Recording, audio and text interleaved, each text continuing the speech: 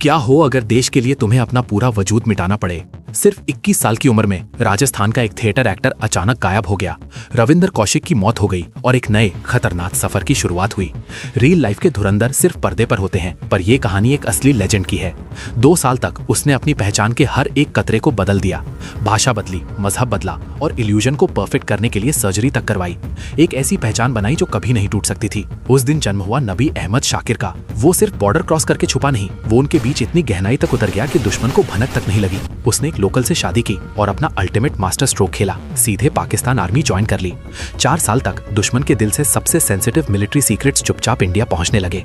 उसकी इंटेल इतनी कीमती थी कि पीएम इंदिरा गांधी ने खुद उसे एक नाम दिया, द ब्लैक टाइगर। और फिर 1983 में एक गलती ने सब तबाह कर दिया।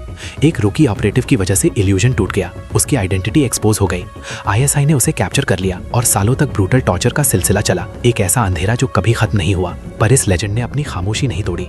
16 साल पाकिस्तानी जेल्स की कैद में बिताने के बाद 2001 में इस अनसंग हीरो ने आखिरी सांस ली। इंडिया से किया अपना वादा उसने मरते दम तक निभाया। रियल लाइफ का एक असली धुरंधर जिसका बलिदान हमेशा के लिए अमर हो गया। इस हिडन हिस्ट्री को हमेशा याद रखो।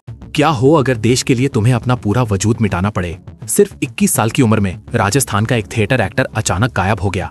रविंदर कौशिक की मौत हो गई और एक नए खतरनाक सफर की शुरुआत हुई। रियल लाइफ के धुरंधर सिर्फ पर्दे पर होते हैं, पर यह कहानी एक असली लेजेंड की है।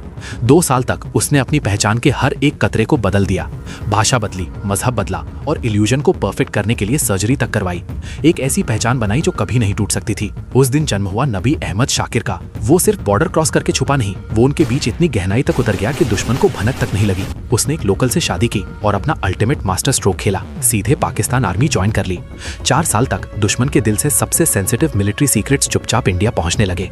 उसकी इंटेल इतनी कीमती थी कि पीएम इंदिरा गांधी ने खुद उसे एक नाम दिया, द ब्लैक टाइगर। और फिर 1983 में एक गलती ने सब तबाह कर दिया। एक रुकी ऑपरेटिव की वजह से इल्यूजन टूट गया, उसकी आइडेंटिटी एक्सपोज हो गई। आईएसआई ने उसे कैप्चर कर लिया और सालों तक ब्रूटल टॉर्चर का सिलसिला चला, एक ऐसा अंधेरा जो कभी खत्म नहीं हुआ। पर इस लेजेंड ने अपनी खामोशी नहीं तोड़ी। 16 साल पाकिस्तानी जेल्स की कैद में बिताने के बाद 2001 में इस अनसंग हीरो ने आखिरी सांस ली।